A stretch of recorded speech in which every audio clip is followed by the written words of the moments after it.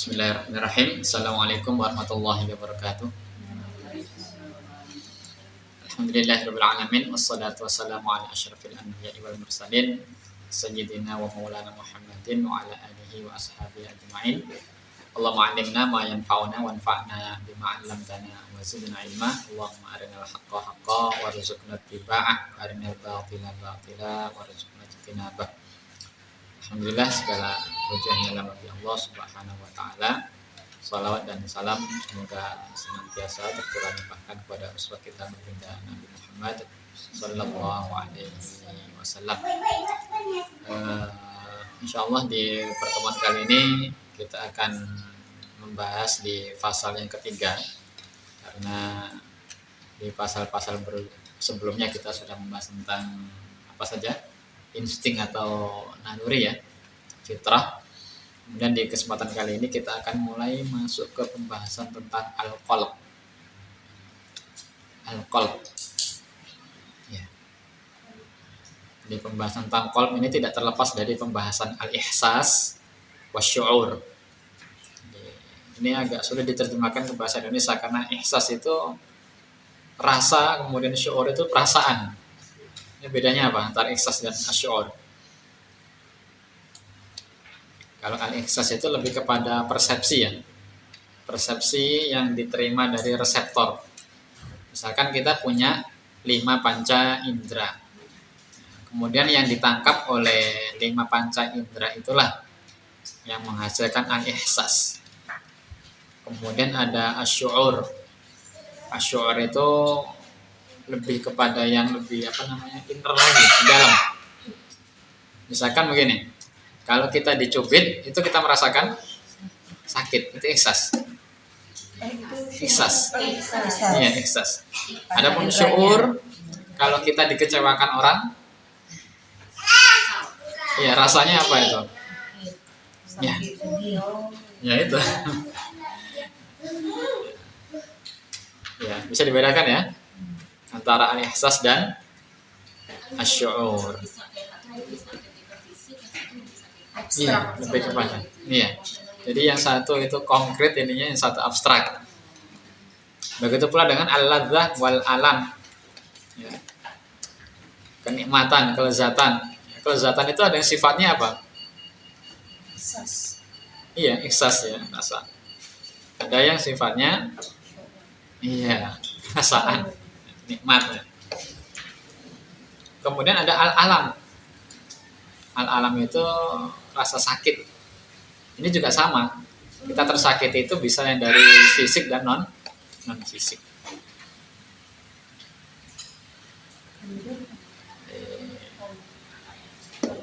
Ini nanti hati punya peran dalam hal ini karena dialah yang menerjemahkan.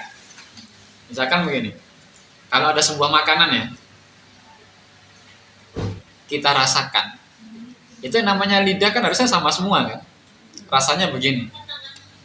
Tapi kemudian ada merasakan itu bagi dia menyenangkan, ada yang bagi orang lain tidak menyenangkan. Padahal alatnya yang menerjemahkan itu apa sebenarnya? Yang menerjemahkan apa? Ini pembahasan tentang al-qalb. Oleh karena disebut al-qalbu huwa mautinus syu'ur wa markazul infialat. Qalb itu adalah tempatnya perasaan dan markasnya respon, tindakan. Dia yang merasa, kemudian nanti dialah yang memutuskan untuk bertindak. Responnya apa? Ini qalb. Tandatan Anir Rasuli sallallahu alaihi wasallam ala wa inna fil jasadi mudghah. Ketahuilah bahwasanya dalam jasad seseorang terdapat mudghah. Ini kan sering kita dengar. Kalau kita lebih ingin dalam memahami keterangan dari Nabi ini, kita perlu bertanya, menanyakan hal-hal yang sifatnya logis. Kok mudghah bukan laham? Lahmun. Laham itu kan artinya daging. Mudghah? Ya, pertanyaan logisnya kan begini. Di sini Rasulullah SAW menggunakan kata mudghah, bukan laham. Di dalam ayat Al-Quran ini pun sangat detail pemilihan kata antara mudghah dengan laham. Kan dari mulai nutfah, kemudian menjadi alaqah, kemudian menjadi mudghah. Nanti ada fase idham, fakasawnal idhama lahma. Jadi daging yang membungkus tulang itu adalah lahm. Tetapi yang disebut oleh Rasulullah ini bukan daging yang membungkus tulang. Jadi ada apa sebenarnya? Kan dalam bahasa Arab mudghah itu sekerat daging yang dicomot yang tidak berbentuk, seperti permen karet kalau kita kunyah. Ya. Permen karet kalau kita kunyah itu kan ketika dilepeh itu bentuknya beraturan tidak? Nah, itu adalah fase kita dulu dalam perut ibu kita ya, setelah nutfah kemudian ada alaqah, mudghah. Daging yang tidak berbentuk jelas. Kata ini dipakai oleh Rasulullah untuk merujuk pada qalb tadi. Ala wa inna fil jasadi mudghah idza salahat salahal jasadu kullu. Ketahuilah bahwasanya dalam tubuh seseorang atau jasad seseorang itu ada mudghah. Maka saya lebih nyaman ini diartikan ya mudghah saja, bukan laham daging. Apabila ia baik, maka baiklah jasadnya secara keseluruhan. Dan apabila dia rusak, maka rusaklah jasadnya keseluruhan. Ala wahiyya al-qalb. Jadi qalb di sini adalah mudghah. Menurut analogi yang dibuat oleh Rasul, bukan laham. Pada akhirnya nanti para cendekiawan itu ya membahas ini kan, apakah yang dimaksud mudghah ini adalah sekerat daging yang memumpah darah itu, ataukah eksistensi yang lain? Karena hadis ini bisa merujuk pada dua hal sekaligus. Ya kalau mudghah tadi diartikan sebagai jantung, ya kan di bahasa Inggrisnya kan apa? Heart ya. Heart itu ya qalb. Karena kalau hati itu apa di bahasa ininya? Liver ya ini ya. Kabidun kalau bahasa Arabnya.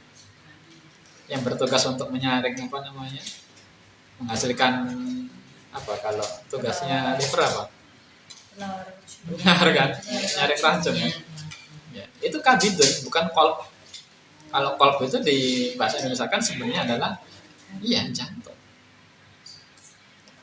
Kalau merujuk pada yang fisik itu ya itu benar juga. Kalau dia rusak, rusaklah. Kalau dia bagus, ya baguslah seluruhnya. Tapi kalau diartikan kepada sesuatu yang metafisik atau non fisik, walaupun dalam artian yang lain, ini juga tepat. Ini adalah salah satu keistimewaan Rasulullah SAW mampu menyampaikan sesuatu yang sangat luas dan dalam dengan kalimat yang sangat ringkas. Yufidu hadzal hadis anna islahal insan yabda'u minad dakhil. Hadis ini juga menunjukkan bahwasanya perbaikan manusia itu sebenarnya dimulai dari dalam. Maka tadi kalimatnya kan ada jasad, itu kan keseluruhan yang bisa dilihat dari luar. Ternyata baiknya jasad itu dipengaruhi dari mudghah yang ada di dalam tadi, dan itu adalah qalb. Jadi memperbaiki diri itu bukan dari yang luar-luaran ternyata, tetapi adalah dari dalamnya dahulu. Ai minal qalb, yakni dari qalbunya. Fa idza salaha qalbul insan salaha jasaduhu kullu. Kalau kalbu manusia itu baik, insya Allah jasadnya pun akan baik. Makanya ini menjadi salah satu kritiknya Imam Al-Ghazali kepada para dokter pada zaman itu. Zaman itu ya, bukan zaman ini. Pada zaman itu Imam Al-Ghazali itu mengkritik kenapa para dokter itu ketika mendiagnosa penyakit yang dialami seseorang itu hanya dari faktor-faktor luaran, ya. Makan apa, habis aktivitas apa, dan seterusnya untuk cara mendiagnosanya. Kenapa tidak menghubungkan penyakit yang dialami itu dengan kondisi hati, kondisi qalb tadi ya? Nah, menurut hadis ini ya punya pengaruh. Maka seseorang ketika qalbunya bermasalah, itu pasti akan bermasalah juga. Kadang sakit saja itu kan sebagai teguran dari Allah kan, karena hatinya bermasalah. Sampai sebegitunya. Jadi ini adalah kritik Imam Al-Ghazali terhadap ilmu kedokteran atau dokter secara umum pada zaman itu. Atau kalau zaman ini beliau ada ya, akan lebih banyak lagi kritiknya.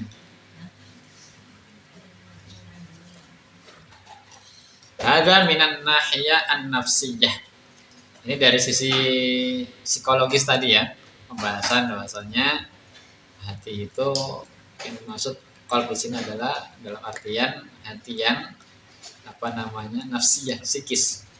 Amma minan nahiyah al-jasadiyah, tetapi dari sisi fisik, ya ini di awal dijelaskan dua sisi terlebih dahulu. Fahadhil 'adhalah as-sanubariyah. Ya, kita sering mendengar istilah. Arti asalnya sebenarnya adalah ini, al-'adhalah as-sanubariyah, itu otot yang berbentuk kerucut. Iya kan, otot jantung ini kan apa? Bentuknya kerucut, itu lancip ya. Itu sanubariyah. Sanubariyah as-syakl. Al-muda'a fil janib al-aisar minas sadr, yang terletak di sisi kiri dada kita. Ini kan berarti yang fisiknya. Jadi kalau disebut qalb sebenarnya dia punya dua dimensi. Dimensi fisik dan dimensi psikis. Dimensi materi dan non materi. Dia ahammu a'dha'il haraka ad-damawiyah. Dia adalah salah satu organ terpenting ya. Ya betul tidak? Terpenting ya. Yang apa tugasnya? Dalam peredaran darah ya.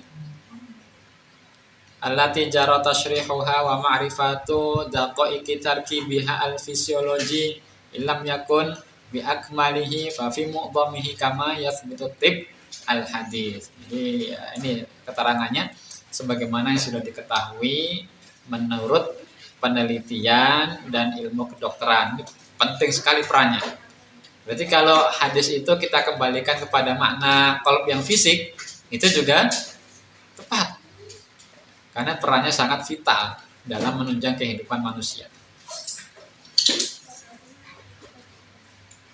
Faqalbul insan a'jabul mudhikhat wa atqanuha amalan. Hati manusia itu adalah salah satu pompa yang paling menakjubkan dan yang paling efisien. Kenapa? Innahu ya'malu biduni tawakkuf. Karena dia bekerja tanpa henti. Mundzul usbu' ar-rabi', setelah pekan keempat ya, terbentuknya fetus atau embrio. Pekan keempat. Di hayatil insan wa hatta mautihi, dalam kehidupan manusia sampai matinya. Pernah berhenti jantung? Kolbu nggak pernah. Ini kolbu dalam artian fisiknya ya, tidak pernah berhenti. Bayangkan. Waznuhu la yatajawazu mi'atain wa khamsuna gharaman. Beratnya tidak lebih dari 250 gram. Iya, betul ya. Wayan bildu bimu'addali sab'ina darbatan fid daqiqah al-wahidah. Ini langsung saya desakan saja nih biar ini karena panjang keterangannya ya. Kemudian dia berdetak rata-rata 70 kali per menit. Berarti kalau 70 kali per menit sehari berapa kali? 100.000 kali ya. Kemudian ia memompa 5 liter darah per menit, yang berarti sekitar 1,5 juta galon dalam setahun. Kemudian pompa ajab ini mengalirkan darah ke jaringan ya, arteri pembuluh vena, kemudian kapiler, yang kalau disusun pembuluh-pembuluhnya tadi itu ditarik garis lurus begini, itu panjangnya sekitar 60.000 mil, dan itu ada dalam tubuh manusia. Ini menunjukkan kebesaran pencipta. Untuk pompa yang seperti itu, ini mestinya tidak pernah berhenti. Sampai ada pembahasan begini. Sebenarnya tubuh manusia itu memiliki semi otonom ya dalam bergerak. Ya, punya otonomi betul. Tanpa kita perintah. Ya. Kalau tangan, kaki, ini kan kita perintah, dia bergerak sesuai dengan keinginan kita. Tapi kalau jantung, apalagi? Ya, ada organ-organ yang memang dia bekerja tanpa perintah kita. Lalu siapa yang memerintah? Ya kan? Berarti jawabannya kan begitu. Dia kan bergerak tanpa kendali kita kan. Berarti ada yang mengendalikan. Nah, sekarang kita arahkan pada begini. Ada keterangan bahwasanya nanti di hari kebangkitan itu tangan, kaki itu akan bersaksi. Nah, kalau ada orang heran, kok bisa tangan dan kaki ngomong sendiri kan gitu ya? Kan selama ini kita mengendalikan. Sebentar. Kalau dibandingkan antara organ yang kita kendalikan dengan organ yang tidak kita kendalikan, lebih banyak mana?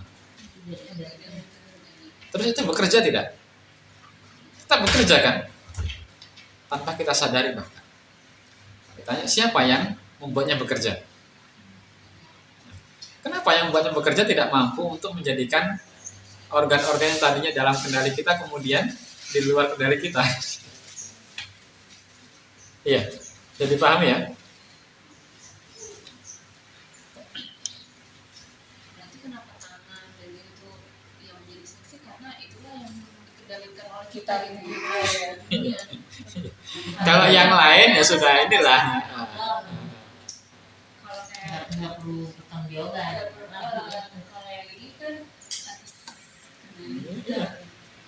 Bayangkan organ-organ yang Allah ciptakan sedemikian rupa dan tidak pernah berhenti bekerja itu, kemudian kita pergunakan untuk bermaksiat itulah. Ada yang mikirnya ke sana ya. Makanya Allah murka, Allah marah. Walakin madza takhtarna hadhil 'adhalah. Lanjut ya. Namun apa yang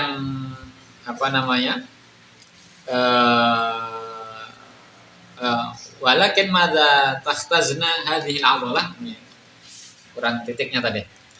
Kan tetapi apa yang disimpan oleh otot-otot ini, wa ma tu'addi min daurin fi hayatil insani ghairal wadhaif al-ma'rufah. Kemudian intinya begini. Sebenarnya apa sih yang tersimpan di dalam otot-otot ini tadi? Selain dari tugas-tugasnya yang sudah kita ketahui tadi, yang memompa darah dan seterusnya. Ada tidak? peranan lain atau tugas lain? Ada? Ada. Di kolom ini tadi, kalau menurut penelitian ilmu kedokteran dan lain sebagainya, ini kan sudah ketahuan nih, dia tugasnya ini untuk menunjang kehidupan manusia, dan itu pun sebenarnya mendukung pernyataan Nabi Muhammad SAW. Nah, selain ini tadi, ada tidak peranan lain? Ada. Apa peranannya? Itu tempat tersimpannya memori. Ya. Nah, di sini makanya al-haqiqah, pada hakikatnya, anna la ahada ya'rifu maknunatil qalb. Tidak ada seorang pun yang mengetahui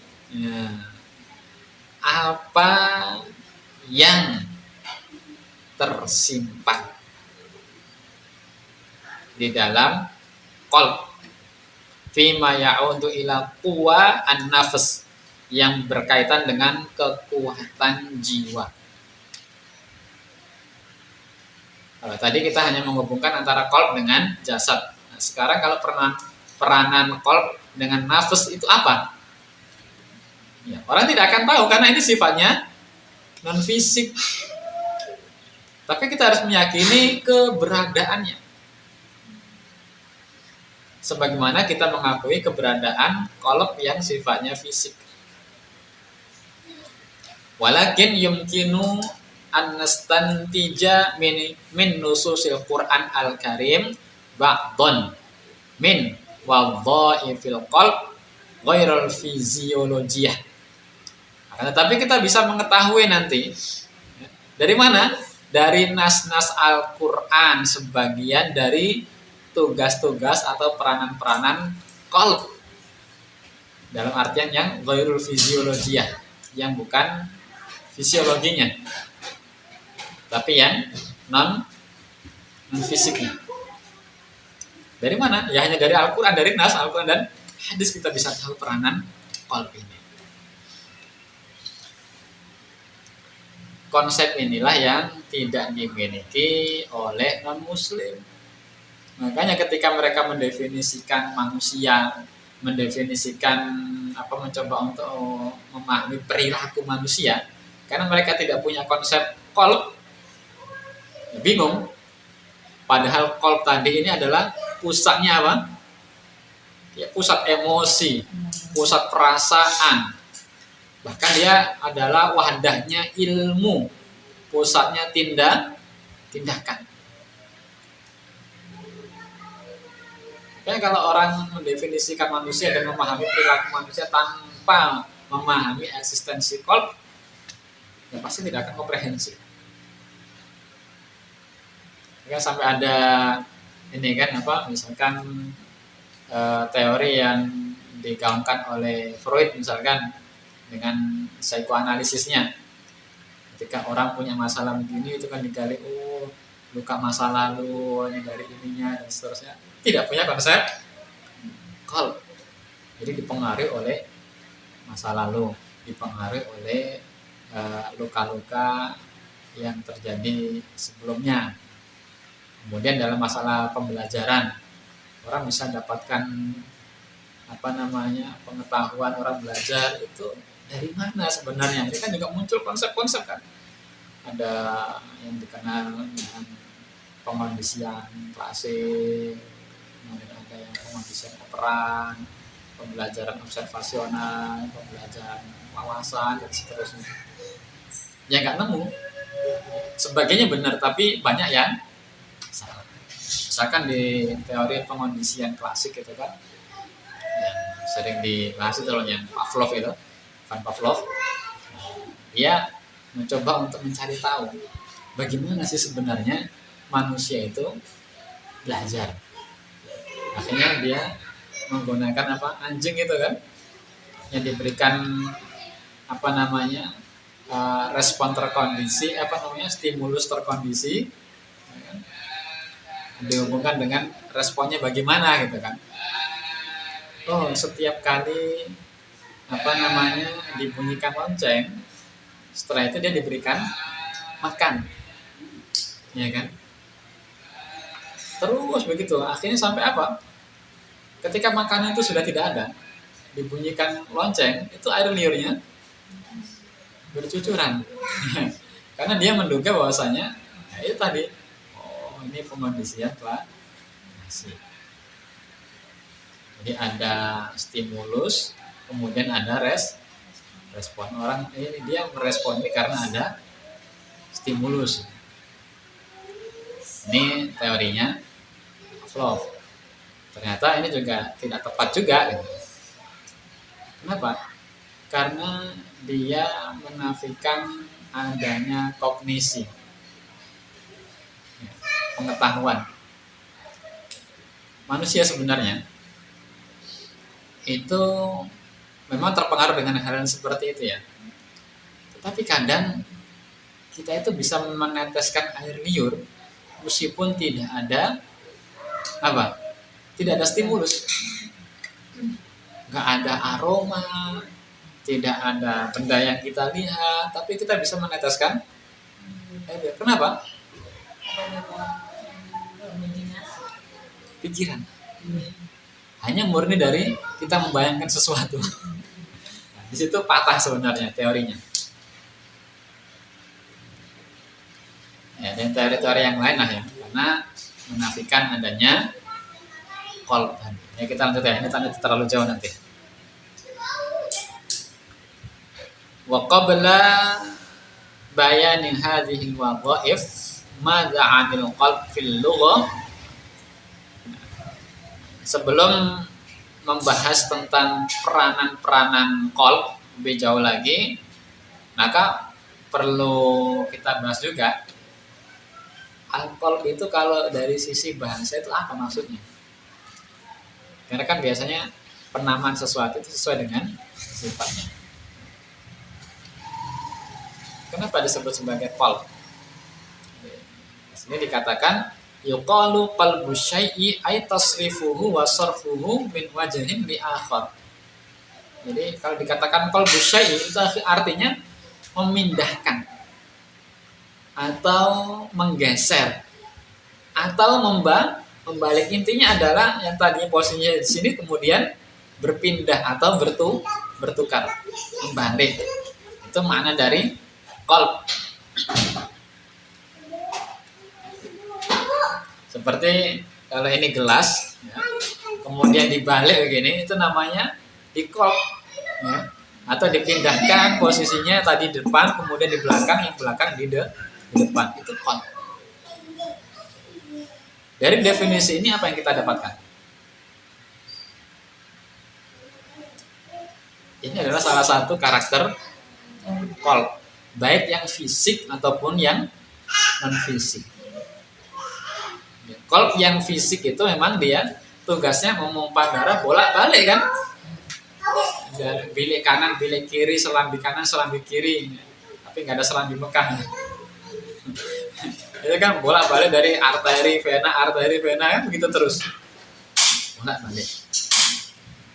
Yang non fisiknya kondisi qalb kita juga di manusia itu ya memang sesuai dengan qalbnya. Apa yang ada dalam qalbnya pun begitu, fluktuatif imannya, kan? Kondisinya pun sangat dinamis kan gitu. Qalb tadi, memang begitu karakternya.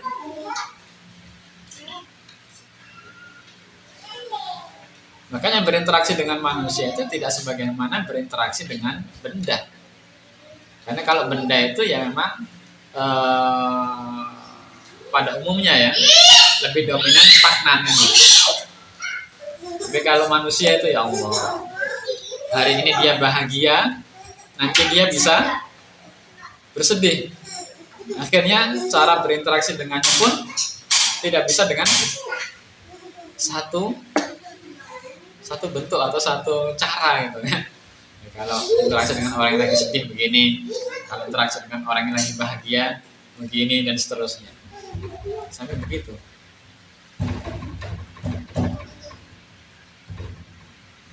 Saya tidak tahu lebih detail kalau non muslim kemudian memahami manusia yang sifatnya begini ini gimana.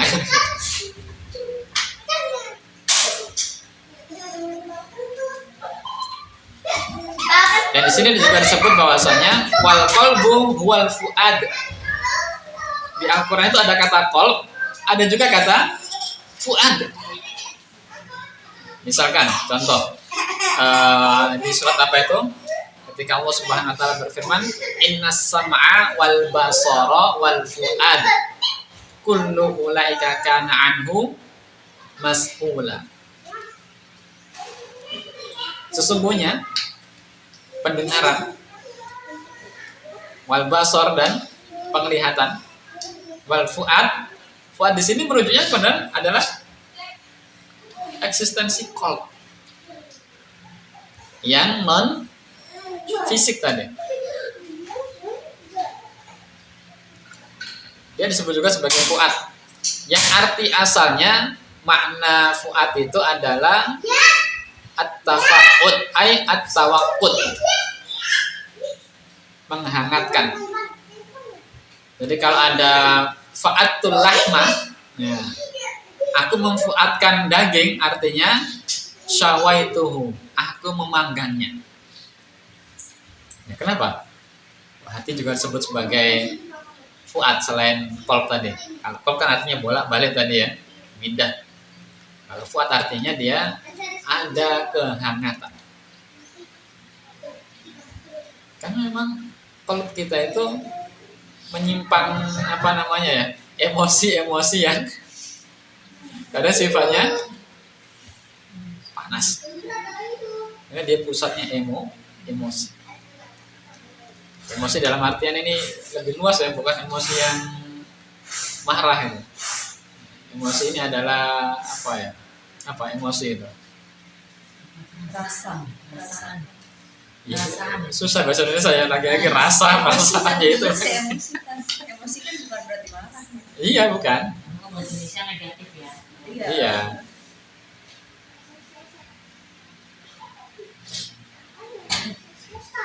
Kita coba bahas makna fuad tadi ya. Kan tadi kalau di Al-Quran itu merujuk pada innas sam'a, pendengaran, wal basor, penglihatan. Pendengaran itu bendanya tidak? Pendengaran itu bendanya bukan? Bukan kata kerja. Bendanya adalah Telinga. telinga. Penglihatan benda bukan? Bendanya adalah mata. Berarti pendengaran dan penglihatan itu apa? Fungsi. Bentuk. Bentuk. Iya.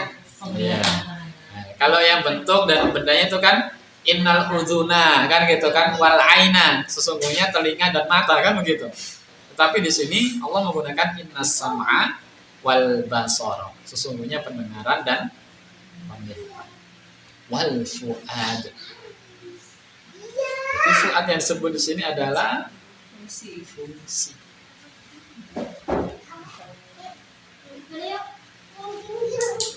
Kalau pendengaran fungsinya untuk menangkap apa?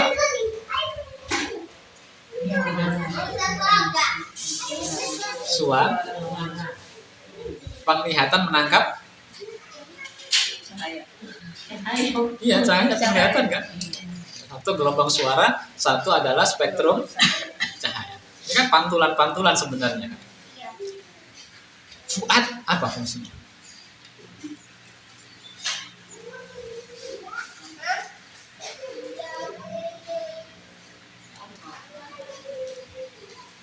Dia fungsinya untuk menangkap pesan-pesan spiritual, pesan-pesan ilahi.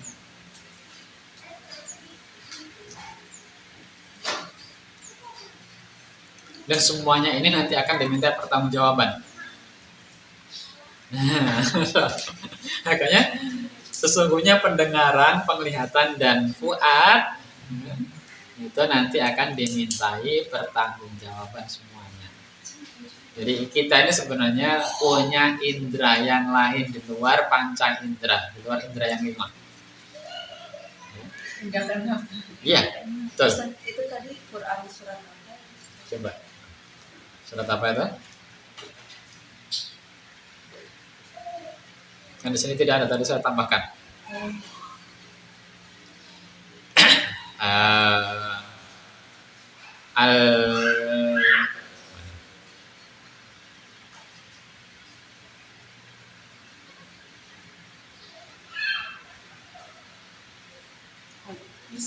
Al-Isra ayat 36 ya.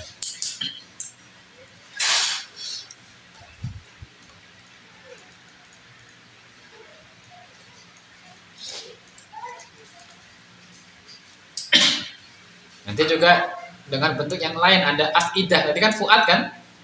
Ada dengan bentuk afidah jamaknya. Itu banyak nanti. Wa nuqallibu afidatahum. Nuqallib qalb. Kami bolak-balikkan afidatahum. Fuad mereka. Wa absarahum dan penglihatan mereka. Ini banyak ya. Nanti coba dicari ya. Kumpulkan kata fuad dan afidah. Kita lanjutkan ya. Sudah bisa ini ditangkap materinya.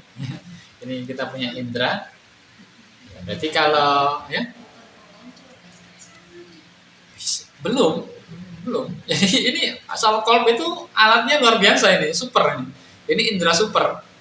Ya kan kayak misal sebenarnya kayak pendengaran kan sebenarnya dari dengar pun kita juga bisa melihat kayak misalkan nih contohnya kita dengar ada suara sepatu gitu ya, suara sepatu Iya. gitu, kita udah bisa ngebayangin nih dari jauh nih pasti perempuannya kayak gini. Nah, ya yang bayangin, yang mempersepsikan, yang ini tuh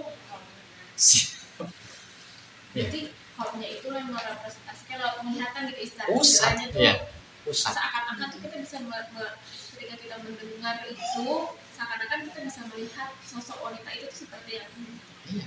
Makanya ucapan-ucapan yang kita dengar itu kan kadang menyakitkan, membahagiakan tuh yang bahagia dan sakit yang mana? Iya.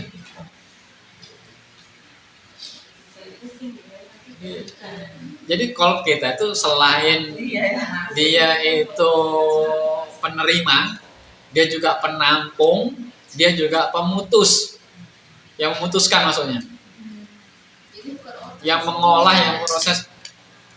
Otak itu nanti kan melanjutkan sebenarnya, ya kan? Pendengaran, penglihatan, peraba, perasa, apalagi penciuman.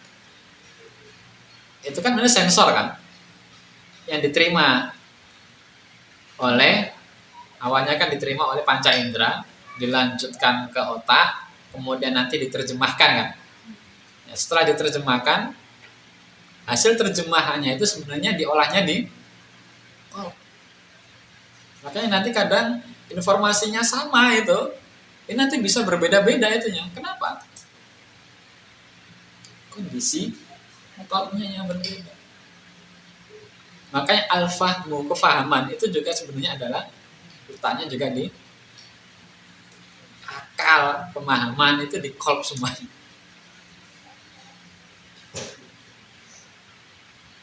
Kayak nanti eksistensi ini karena disebutnya kolb, karena disebutnya fu'ad tadi, kadang disebutnya lubun, inti. Makanya ulil albab begitu kan. Dan juga letaknya akal. Makanya disebut sebagai indra super. Super indra ya.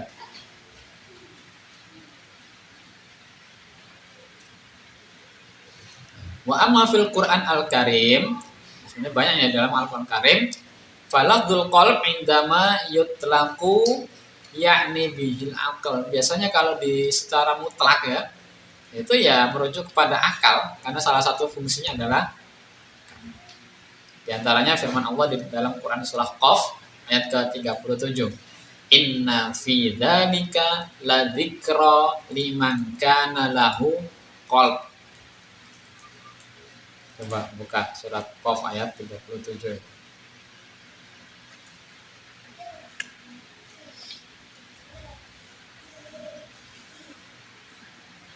Qaf 37. Setelah Allah Subhanahu wa taala berfirman, dan betapa banyak umat yang telah kami binasakan sebelum mereka, padahal mereka lebih hebat kekuatannya daripada mereka.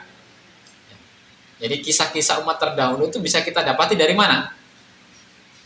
Pendengaran dan penglihatan kita kan. Kita mendengar, kemudian kita melihat, membaca teksnya, atau kita melihat bukti-bukti. Ya. Jadi kalau Yusuf Al-Qaradawi itu mengatakan begini, pendengaran itu fungsinya adalah untuk menangkap ayat-ayat sam'iyah. Ayat-ayat Quran itu sebenarnya kebanyakan pada umumnya ya, awalnya adalah sam'iyah. Sebagaimana Rasulullah mendapatkan itu kan dari pendengaran, kemudian disampaikan kepada para sahabatnya itu juga melalui suara kan, pendengaran kan. Kemudian penglihatan ini fungsinya adalah untuk melihat ayat-ayat kauniyah, bukti-bukti empiris. Adapun qalb dia untuk menerima pesan-pesan ilahi tadi, pesan-pesan spiritual. Padahal mereka lebih kuat daripada mereka. Mereka pernah menjelajah di beberapa negeri. Adakah tempat pelarian dari kebinasaan bagi mereka? Nah, setelah itu baru inna fi dzalika, sesungguhnya pada yang demikian itu. Jadi kalau kita melihat umat-umat yang dahulu dibinasakan oleh Allah Subhanahu wa taala, yang demikian itu pasti terdapat peringatan, la dzikra ya. Liman kana lahu qalb, untuk orang-orang yang memiliki hati. Au al-qasam'a wa huwa syahid. Atau menggunakan pendengarannya dan dia menyaksikan. Jadi qalb, fuad tadi, pendengaran dan penglihatan. Jadi kalau orang nggak bisa ambil pelajaran itu sebenarnya dikatakan hatinya tidak berfungsi atau bahkan mungkin tidak memiliki hati. Nggak punya hati apa ya?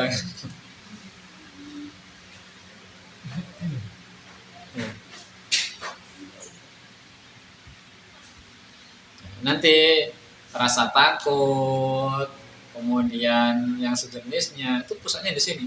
Makanya kan ada Allah mengancam. Allah mengancam itu sebenarnya Allah sedang berbicara dengan siapa yang dia bicara?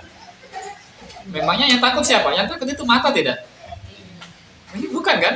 Bukan mata, bukan pendengaran, tetapi yang takut itu adalah selain mengancam supaya ini karena ada rasa takut, namun juga memberikan motivasi janji karena dia juga bisa bergembira. Ya gitulah hati kita. Baik, terakhir ini ya tambahan dari saya. Semua indera atau reseptor kita ini itu kan punya daya adaptasi dan ketahanan. Betul tidak? Orang yang pertama kali masuk ke tempat yang sangat bau, ya, berbau tidak sedap, mungkin dia tidak kuat awalnya. Tetapi orang yang sudah terbiasa, ya mungkin aroma bau itu sudah, pendengaran pun demikian. Orang yang sudah terbiasa mendengar suara keras, dengar suara keras tidak kaget. Tapi orang yang tidak terbiasa, baru suaranya sedikit, dia sudah kaget kan. Mata pun demikian. Qalbu kita pun demikian. Dia pada akhirnya nanti memiliki apa? Ketahanan. Kalau terbiasa dipakai untuk nasihat misalnya, hal-hal yang buruk, maka melihat keburukan itu sudah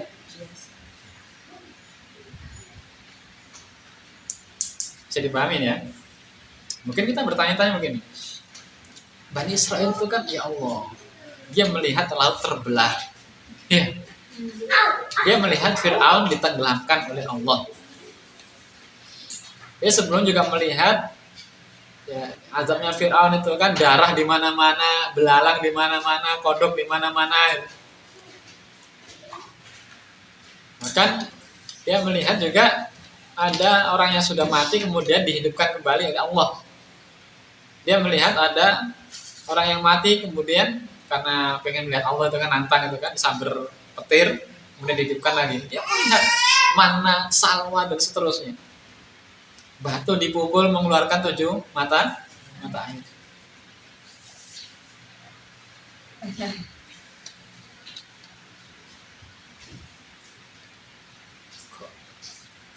Bani Israel begitu ya,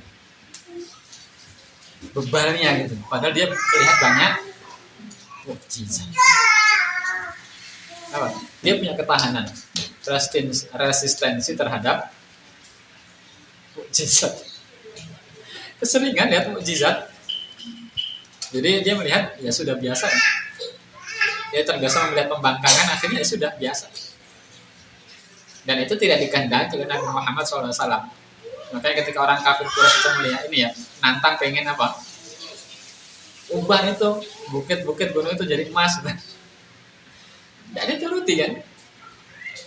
Khawatir nanti terjadi hal yang sama sebagaimana terjadi pada Bani Israil. Hati kita ini perlu dijaga, jangan dibiasakan dengan hal-hal yang buruk.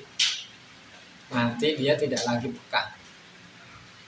Sebagaimana telinga, saking seringnya mendengar suara yang keras, dia sudah tidak lagi terbiasa dengan Nah, itu harus dilembutkan, sering beristighfar, sering muhasabah, sering taubat, supaya sensitivitasnya tetap terjaga. Karena dia punya fungsi untuk menerima pesan-pesan ilahi tadi. Nah, kalau hatinya ini mati, ya Allah, atau sakit, ya, telinganya kalau sakit kan denger kan nggak enak, kan maksimal. Mata pun demikian, kalau nggak sehat. Nah, hati kalau nggak sehat, ya sama. Sementara sampai di sini ya, insya Allah nanti akan kita lanjutkan. Kita tutup dulu dengan hamdalah. Alhamdulillahirobbilalamin. Subhanallahumma wa bihamdika asyhadu an la ilaha illa anta astaghfiruka wa atubu ilaik. Billahi taufiq. Wassalamualaikum warahmatullahi wabarakatuh.